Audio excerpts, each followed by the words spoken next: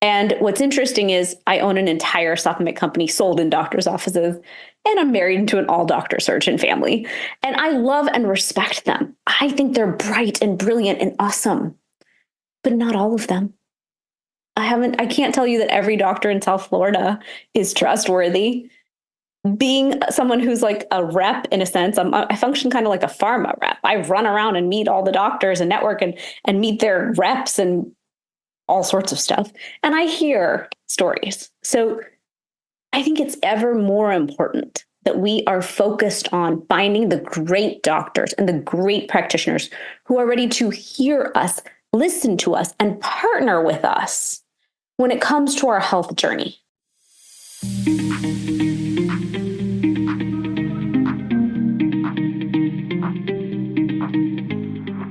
Good morning and welcome to the Fusionary Health Podcast. I'm Dr. Shivani Gupta, and this is the podcast dedicating to recalibrating your health every day.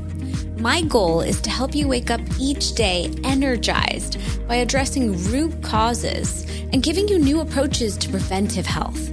The more we know about integrative health, the more empowered we are in building the vibrant health we want.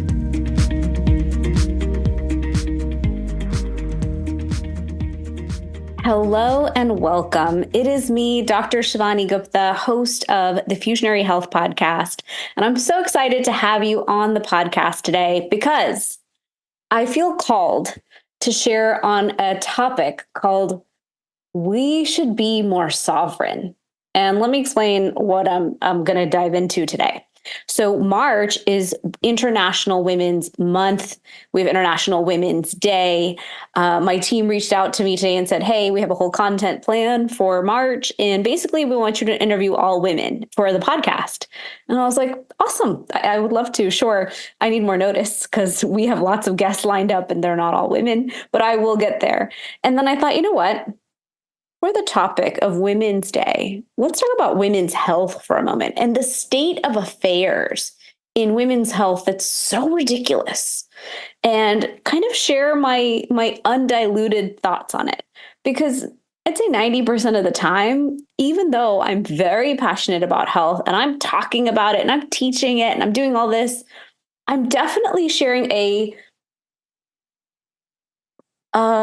behind, like, it is filtered.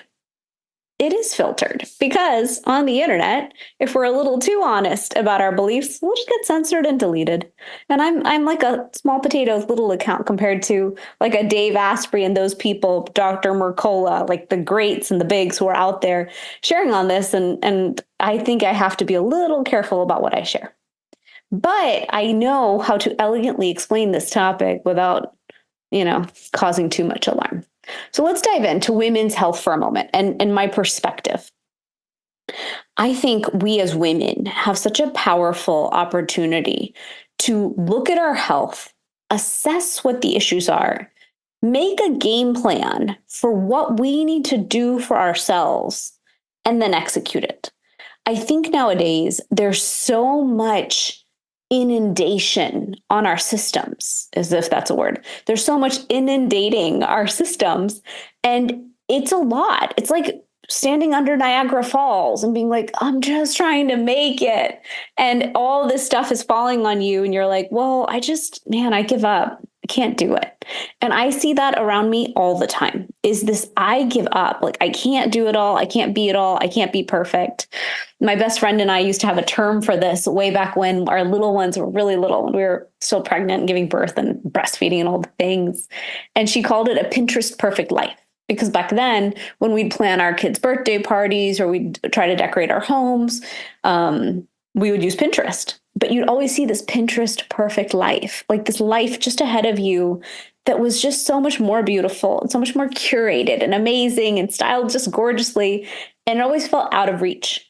Even the way we portray motherhood felt out of reach online. And so it really got me thinking, like, if perfectionism causes stress, if the way the world and society is presented to us through visual cues, such as social media and the internet, is causing us stress, what is our best way to navigate this life in a way that's manageable and doable and fulfilling and healthy and all those things? And layer on top of that the fact that when women have a health struggle and go to see their doctor, oftentimes, and science has proven this, I'm not trying to make unnecessary claims. Science has shown that when women go in, they're like, you're fine, as if we're being dramatic about our pain. And it's interesting how much, if you just dig deeper, how much. I had someone recently say, as a woman, she went to the urologist and they were like, oh, you don't need any pain cream. But if you talk to nurses who are in urology, the men get lots of numbing and pain cream because they need it. But the women, no, we haven't studied this for women, so we don't use it on women. And it's like, well, why haven't you studied everything on women too? Like, how is it that everything's being studied on men and thus approved for men? Well, if you look at the way research is done, and this I'm quoting, I've not read this, but I've heard this. Most clinical trials are done on men, or in history were done on men, because they're easier to study. They're more consistent in their cycles and their results. So even menopause, they say back in the day, was studied on men, not women, which if you think about it, it's atrocious. And I personally have an issue with standard of care. So when I was pregnant with my first child, Anya, I went to a course called Hypnobirthing by the amazing doula, Lori McCoy, here in Delray Beach. She was my doula. She was my first teacher about so much around pregnancy and health. And I remember reading this book on hypnobirthing, and it said, yep, in the 50s and 60s, the way that birth happened was woman checked into hospital, man was told, you can come back later. Woman is laid on a bed, flat, gassed, knocked out, baby taken out of her. That was standard of care. Now, standard of care evolved over time. I'm totally like paraphrasing the book down to like 2 sentences. But I think every woman on the planet should read that first chapter. I wonder if I still have it on my bookshelf of the hypnobirthing book. I don't think I have it. Only because I got rid of every pregnancy book. I had 100 books here because my first book was The Conscious Pregnancy. And I was like, I'm done with the pregnancy phase. I'm over it. I'm donating all those books. But that chapter enlightened me. And it really taught me that as a person and as a woman, I should be sovereign in my ability to advocate for my health, to trust my intuition, to know that I know what is right for my body above anybody else. Anybody. You could be an MD, you could be a DO, you could be God. And I know more about this body and what I need than you do. Period. God maybe is a little bit of a reach. All of you who are like, hey, God knows best. Okay, fine. Short of God, everybody else. No one knows better than me. And I have had that understanding and intuition since my 20s. And it's based on my own family history. I grew up sick as a dog all the time. It was so horrible. Took too many antibiotics, had horrible gut health, was just sick all the time. And by the time I hit my 20s, I finally had this voice in me that screamed and said, no more. We're not doing this anymore. And I was sitting in this doctor's office. I've shared the story online many times, sitting across from a Dr. Gupta man in India. And I looked at him and I was like, no, we're not doing that. Those 12 drugs you wrote down, no. Explain them to me and I'll let you know what I'm willing to take. And my family got really angry at me. My mom was like, oh, you don't speak to a doctor like that. Certainly not a doctor in India. I was like, this is my body. This is my life, and I'm going to fight for it. That was the first time I finally took my power back and said, enough is enough. And I went on this quest and this journey. And I told my parents, yoga and Ayurveda are outside this door. We're in India. For God's sakes, like, let's go figure this out. But this guy, this situation, this system, I'm not doing this anymore. And thankfully, I have amazing parents. And my father was very into health and wellness and prevention. He's like, you're right, let's go. And so we went on this tour of India through all the Ayurvedic spas. And I got to be an investigator and a researcher and really discern what was right for me and what wasn't. And that's when I fell in love with Ayurveda. But we as women oftentimes walk into the doctor's office and receive an answer and trust it. We trust it as if it's like the word of God. And I'm trying to get religious here, but we just trust it as the answer. And since my 20s, I always hear an opinion and take it as an opinion. Thank you for your feedback. Thank you for your thoughts. I will take that into consideration. You are one of thousands. I need a second opinion. I need another vantage point. This is my body. This is my health. And what's interesting is I own an entire supplement company sold in doctors' offices, and I'm married to an all-doctor surgeon family. And I love and respect them. I think they're bright and brilliant and awesome, but not all of them. I can't tell you that every doctor in South Florida is trustworthy.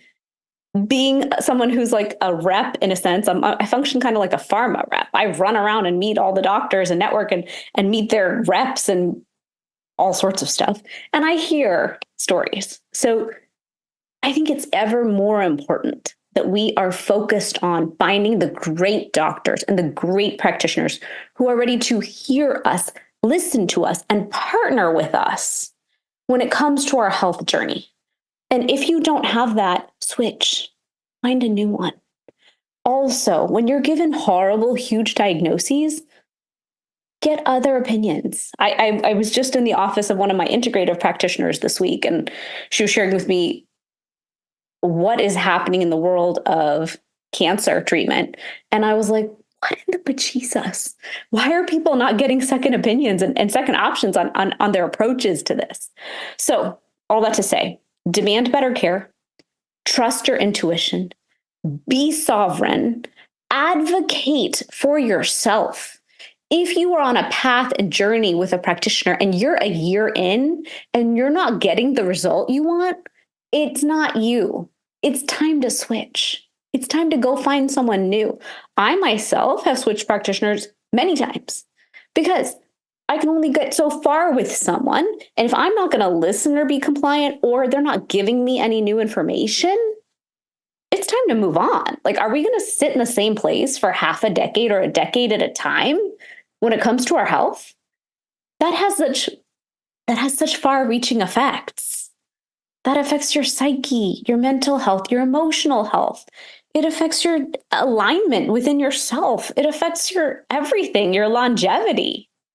So please choose to trust yourself. Choose to step forward for your health, to advocate for yourself. Don't be a victim. Don't give up. Don't say, I'm overwhelmed, I can't do this. I have a lot of friends and people around me who are like, oh yeah, I ate McDonald's again today. Oh yeah, I have to have my Coke every afternoon. Oh yeah, here's the thing, guys. We all have little things we do that we know are bad for us. I'm not saying we have to be perfect, but what I am saying is we can choose to put ourselves first and choose to invest in our vibrant health. And when I say vibrant health, what I mean is your vibration. I don't normally get to like explain it or define it, but you choose your vibration. Let's say there was a 0 to 100 scale. And let's say 0 is like dead. And let's say 10, 20 is like, I just had surgery and I have no vitality in me. In Ayurveda, we call that ojas, like your ojas, your vitality level. Let's say 50 is like, oh, I don't know. You just went through something really hard in your life and you're trying to come back. If you do the work, you can rise into the 70s, 80s, 90s. I do know what 100 feels like. I know what it feels like to feel on top of the world. Phenomenal, beautiful, strong, vibrant. Everything in the universe is working for me. Skin, hair, nails, like every external thing is stunning, but also everything internally is like you're on this like Ferris wheel and like those, what is it, carousel of total joy and vibrancy. And everything in the universe is conspiring for you. That to me is vibrant health. And I know we can all have it. I know it. I know it because I do the work and I get there. Not all the time, but there's a good portion of my life that I spend at this like A plus level vibration. And I can tell you very honestly that when I do that, literally the whole universe is conspiring to give me more than I even dreamed of. This last year is a testament to it. I didn't ask for a lot of the things that came my way. A TV show? I didn't dream of it. And when it came, I was like, "Are you guys sure you want me to be a TV host like Oprah? Like, I'm a nerd who just learned how to be good on camera in the last few years. Like, I didn't want that." And they're like, "No, no, no. You are a natural. That we know you are. We want this. We know you need this. We know you need to spread your message. We want to give you the platform." That's so cool. That's a gift. That's a bonus. That's like icing on a cake I didn't even know I asked for. And I also have that energy and focus and drive to create the opportunities that I really do want. Like, I wanted to speak at A4M in this lifetime. I wanted to write a book that was published by a real publisher. Now I get to write a Hay House book. Like, the cool things also come that you work for and beyond that. I think and I believe that that all comes from health. And I'll also share why. I went to Tony Robbins. I love Tony Robbins. I went to Tony Robbins UPW, which is Unleash the Power Within. I've been to Business Mastery. I've been to Date with Destiny at the Boca Resort. The only one I've not done is Life Mastery because I feel like I could teach Life Mastery. I teach detox and health. My sister has done all four. She's such a cool powerhouse. She's the one who introduced me to TR. So I remember going to UPW probably at least 3 times now, where you go through everything. And he teaches such great stuff, such great mindset and shifts and all that. The last day is always health. Always. Why? Because if you don't have your health, it doesn't matter how much he pumps you up to go do great things. You have to be healthy. This body is your temple and it's your vehicle. It has to come with you. You can't leave it behind, unfortunately. I wish I could work 24/7 and didn't have to sleep and didn't have to eat so well. I really do. I wish I could just be like, screw that. I'm just going to work. I'm just going to build. I'm just going to impact. Sorry, we don't have that. We are human beings on this planet, and this vehicle, this body requires care. So I find it fascinating when the biggest people in personal development always end their conference last day teaching us health habits. I'm like, oh, really? You're going to teach us exercise. You're going to teach us hydration. You're going to teach us an anti-inflammatory diet. I was like, this is my topic. I should be on the stage at TR talking about this. Rachel Hollis did this. January 2020, I went to Rachel Hollis's conference. She's like the woman version of Tony Robbins. She's awesome. She taught all this stuff. Last day, health. Drink your water. We got to move, ladies. We got to walk, run for your mental health. And I thought, yeah, anything we want to achieve in life, we must put our health first. And this hustle culture I see it all the time on my social. Put in a year and you'll never have to work again. Put in the next 60 months, just hustle. Who needs weekends? I'm like, the body needs a rhythm, and that rhythm requires some rest, guys. We can't all work our 9 to 5, work all night, sacrifice all sleep, work 7 days a week. What in the bejesus is happening here? Like, what the F? It drives me nuts. It literally does. When I read it, I'm like, wow, thank you. Thank you for creating a burnout culture. Thank you for creating a hustle culture. By the way, we're all different. We're all bio-individual. We can't even all imagine to hustle the way you're talking. It's ridiculous. And so I just encourage you to be sovereign, to set your own pace, to set your own agenda, to not let such idiots impact the way you choose to be in this world. Because what is the point? What is the point of wealth and all these things if at the end of the day, you don't have your health? That's the history of my family. My grandfather, my dad's dad, so successful, didn't take care of his health, ended up bedridden, so sick at the end of his life. Same with my maternal grandpa, didn't take care of himself, didn't want to, had this heart attack that took his life. I just see it all the time. And I'm like, why, guys? Why?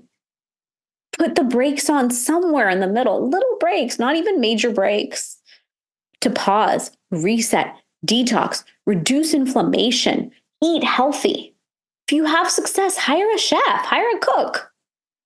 In India, I shouldn't say everyone. In India, a lot of people, I guess I have a skewed perception based on my family. In India, I'll say a lot of people, a good portion of people have a cook. Why? Because having fresh food is like the most important thing you can do. More important than all the other stuff. More important than luxury cars or any of those things is who's cooking that food and how good is it for you? And so we need to create those shifts in our mindset, even here in the West, where the priorities have shifted to like instant food, takeout, fast food, junk. And it's showing. The obesity, the disease, the chronic inflammation, the inflammation-based diseases are horrible. They are rampant.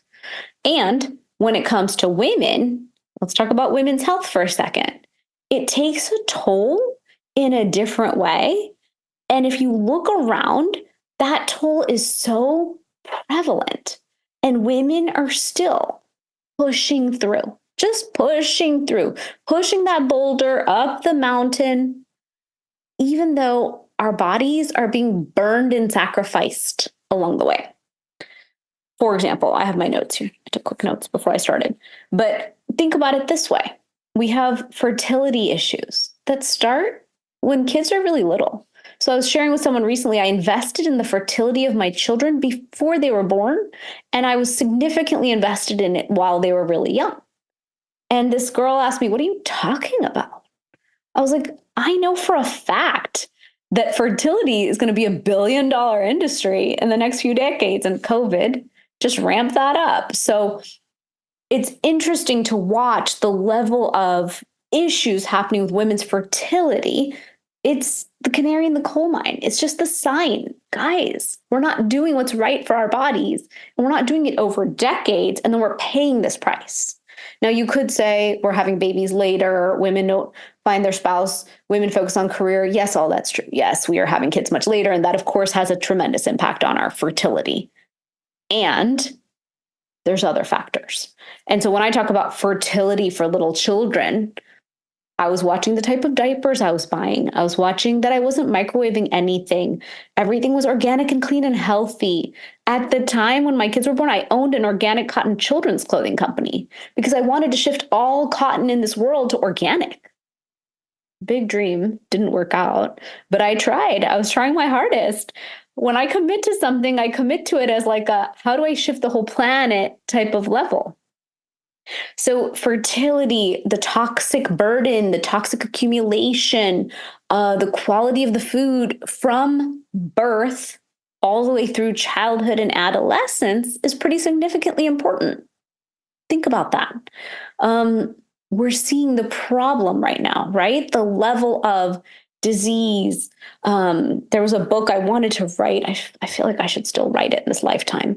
But basically, I was going to call it the 5 A's. And it was going to be ADHD, autism, allergies, autoimmune. And I always forget my 5th A. ADHD, autoimmune, allergies. The 5 A's that are impacting all kids right now. And it's interesting, when I wrote my book, The Conscious Pregnancy, which was a long time ago, I consider it kind of Ayurveda 101 for pregnancy now, because it's so long ago that I wrote it. The 5 A's to me is something that impacts all households. And it's why a lot of times women become these organic warriors, these health warriors in their home. It's because they have to. My own best friend from college, her son suffered from autism, and that tremendously impacted my life. We graduated college 2003, and she had her first child soon after. And I was not ready to have kids till I was 30, but I got to watch this journey. And so right before I was ready to have kids, she shipped me all these books on autism and health. It educated me, and I had to go get more education. I fought really hard for my kids to have a delayed vaccine schedule. I fought for my first one, at least, to have like one vaccine at a time, which was really controversial. I looked like a crazy person. This was 13 years ago. They have all of them because I'm married into such a medical family, but I really spread them out and I had to fight for it. And I looked like a freak and I looked like an idiot, but To me, if you're not mama bear defending your children every minute, we're just signing our kids up for long-term issues. So I'm going to get off my soapbox there, but I have a lot of thoughts on pregnancy, fertility, birth, and how we handle birth. Post-birth, 42 days is how Ayurveda teaches us to honor our bodies as women and our health and really invest in our future health by taking care of ourselves postpartum in an entirely different way than what we do here in the West. All the things. And I also think that each woman is different and each woman's journey is different. And whatever you do is great because no one should judge anybody, really. Like everyone should do their best, whatever your best is. So moving from the topic of fertility and the investment into fertility of our little ones when they're little. So imagine our health journey starts from pre-birth through birth and through our young years. That toxic burden matters. So really, our little ones are kind of our best example of why and how we should all live our lives. For example, in my home, I have a full house water filtration system. Why? Because I have little kids. My body can probably tolerate some, but their little bodies can't tolerate as much. I have air filtration. I watch that we're changing our air filters. I have UV filters on the AC units to kill all the pathogens that could exist in the air.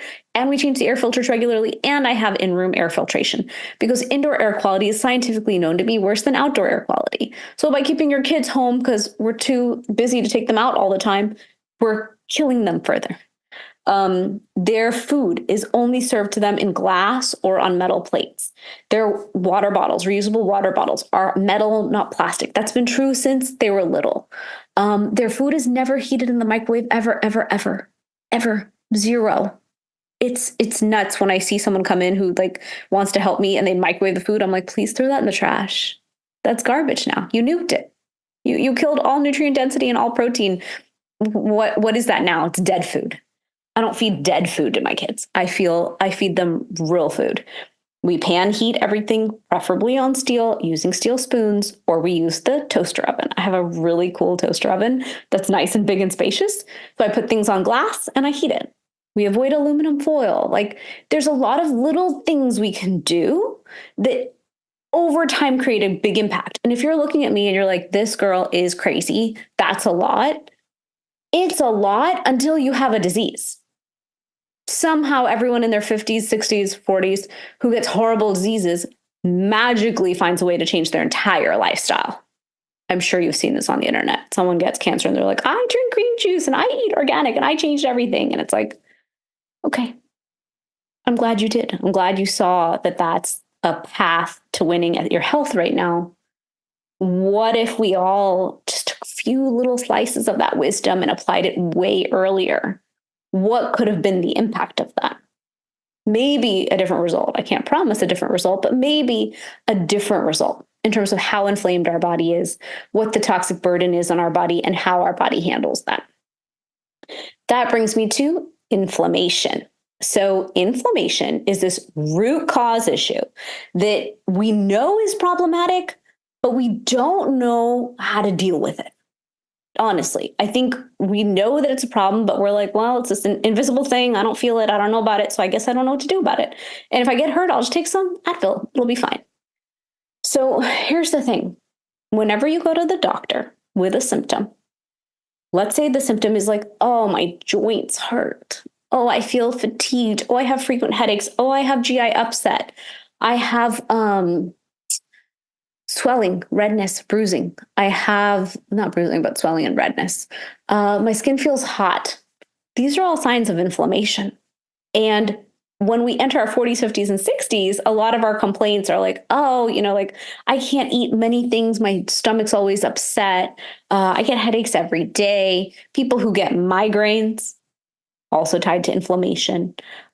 So many women's health issues are tied to inflammation. Recently, I was pulling the curcumin science per woman's disease for an OB doctor I wanted to send it to.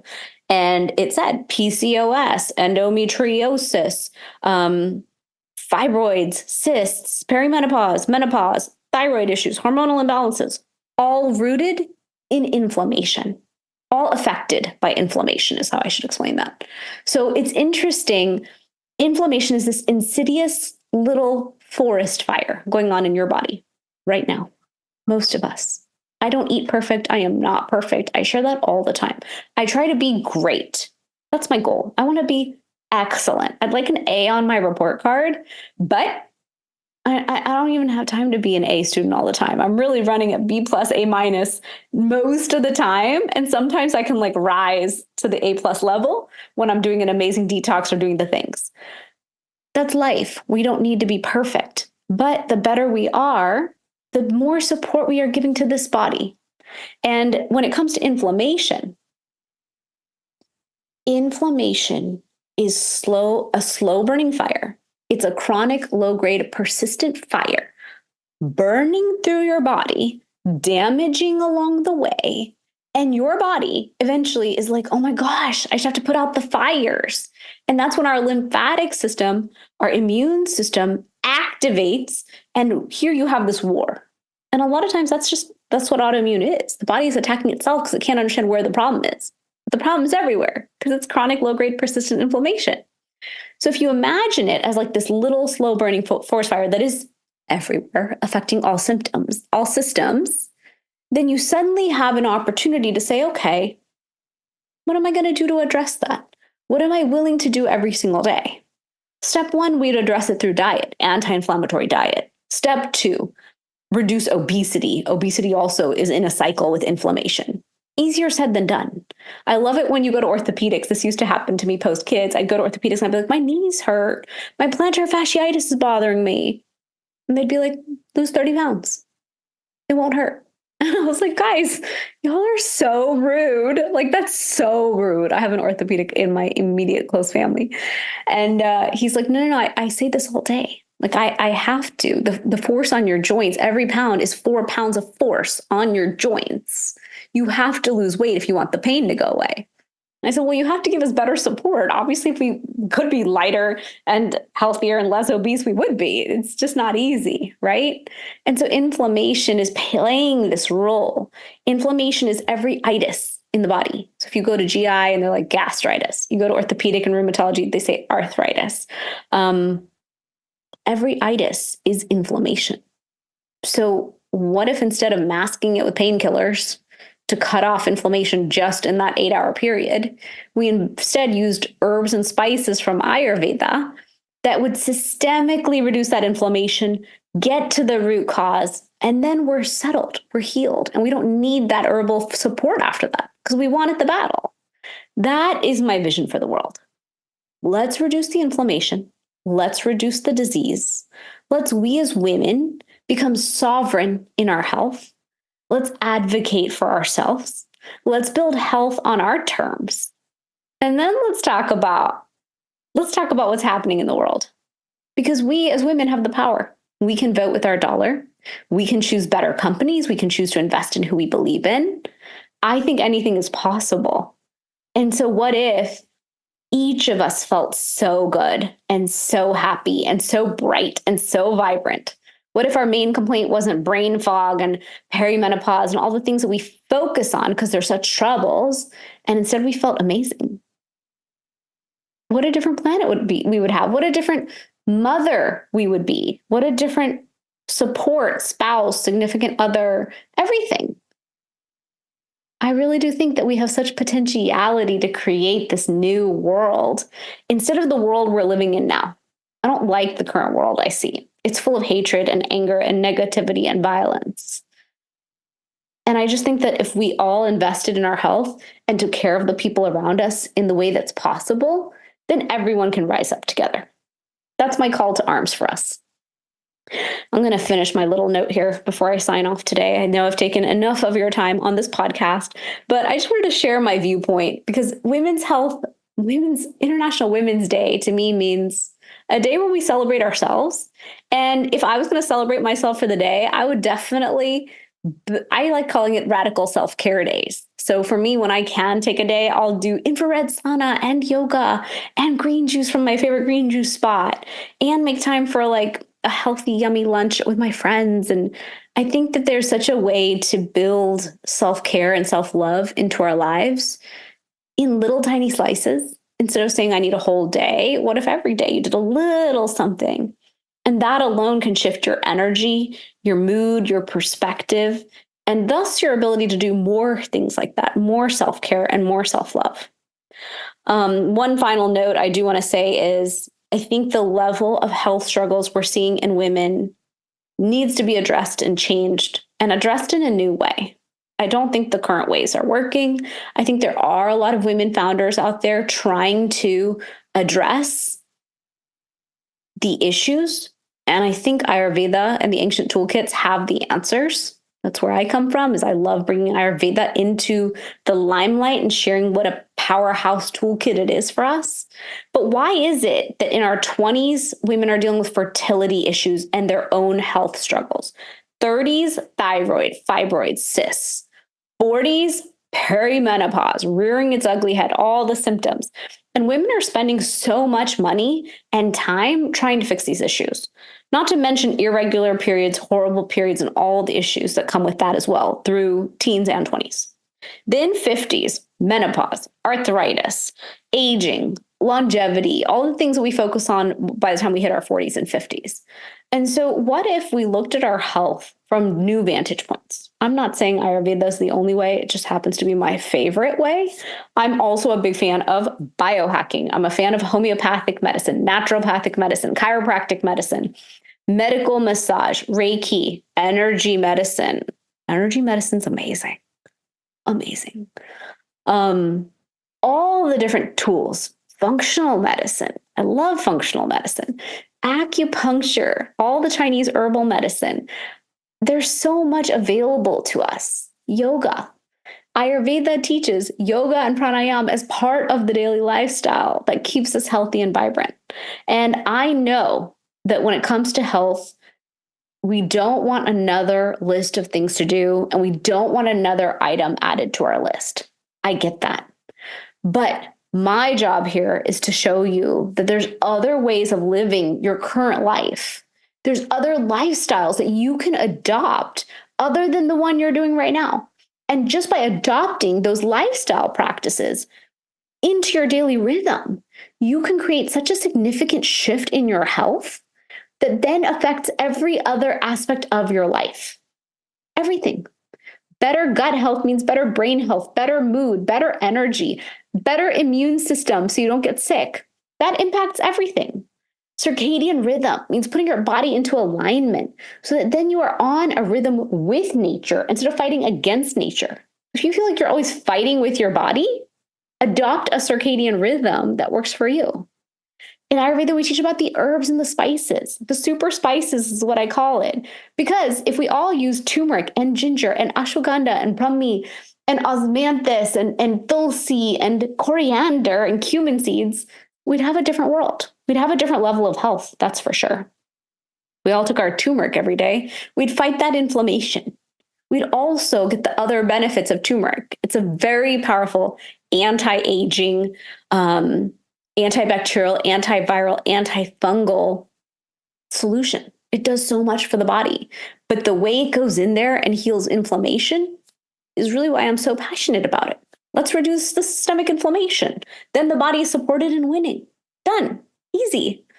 So these are some of my thoughts today on women's health as we are celebrating International Women's Month. And really, I hope to inspire more women to become sovereign in their health. So many people reach out to me with health problems. I love doing my initial Ayurvedic consultation. It's like an Ayurveda lifestyle consultation. And my goal is really to understand, can I help you or not? If I can, here you go. Here's the plan. You can execute this thing pretty easily. And if I'm not the right one, let me set you up with the dream team. I have my own dream team of amazing practitioners who I go to, who I consult regularly. If I have an issue, I'm calling them, I'm going to them. I'm constantly using the toolkit that I have available to me to fix my body and keep it optimal and healthy. Like an athlete, I'm an entrepreneur, I'm a mom. My job is to stay healthy while I manage the lives of so many. How do I do that? I do it by constantly using my dream team. And you should have a dream team of your own, of practitioners who are so good, who are in the light, who are doing this work because they know that they're meant to do this work for good. And there's so much greed out there. There's so much chaos out there. It's so important that you find the right practitioner for you, who has the right energy for you, who meets you where you're at, who your intuition says, yes, they're the one. And you can build your own intuition to give you all the answers. That's part of the work of Ayurveda, is live a very intuitive life. Live a life that your inner voice is guiding so that you can get all the answers you need in real time, all the time. My body tells me very clearly, you need a tea break right now. It's tea time. Tea time is me time, and I need it now. Or my body's like, you didn't hydrate today? Let's go. Or you need a workout, or you need infrared sauna. And so if you can build this voice within you to be that powerful, that it's your ally in life as you're going through life, imagine the different results you can have, because your body's going with you. You're treating your body like a partner, and that partnership is working with you instead of against you. And I'll leave you with this final thought before I go. Treat your body like a Maserati. I said that years ago. I had a trainer in Jacksonville when I used to live in Jacksonville. His name was Noah. And Noah said in one of his lessons, like when you inaugurated into the gym, treat your body like a Maserati. And I took that and I always loved it. And recently someone shared it back with me because they read it on my website. And I was like, I forgot. I even forgot that I used to say that. But treat your body like a Maserati. Or are you treating your body like a jalopy?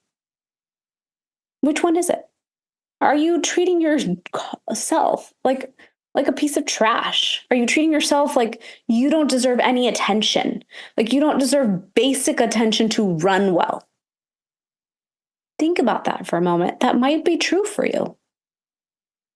Where in your life are you not respecting yourself and treating yourself with great care? Would you treat your sister like that? Would you treat your child like that? Would you treat your best friend like that? And if not, sis, stand up and really look at how you can put yourself first in the littlest of ways. Building a healthy lifestyle can be free. Most of what I teach online, you can apply right now for free. Easy, simple. I give really simple tips. But by doing each one, you can completely shift your life experience. And that to me is so powerful. My life now at age 43 is better than my entire life has been. I am not talking about monetarily. I'm still an infant entrepreneur. I'm still in the infancy stage. I've got a long road ahead of me. And I know that. And I am excited about it because everything's finally working and at least going in the right direction. But what if every year of your life you felt better and stronger and healthier and more vibrant and sharper and you had more energy? What if you glowed with this joy of, gosh, I'm living my purpose. I am full of love. I take care of everyone around me with love. I take care of me with that much love. And I'm here to shift the planet. What if that was your MO every day? What if you woke up with that energy every day? That is what I'm trying to share with you guys. That is possible and that is possible for you. And it's all achievable. So with that message of positivity, I'm going to sign off for today. Happy International Women's Month and Day to everybody. It is me, Dr. Shivani Gupta. If you want to learn more about all that I teach, you can see my website, shivanigupta.com or fusionaryformulas.com, or follow me on Instagram, where I love sharing behind the scenes stories every day. I've been sharing behind the scenes probably for 5 years, every single day. And my dream is that we're all building the healthiest and happiest planet possible together. Together. It's possible, guys. So be well, take such good care of yourselves, Practice self-care today. Practice tea time is me time, or any self-care act that you love. And I will see you all soon. Bye, everybody.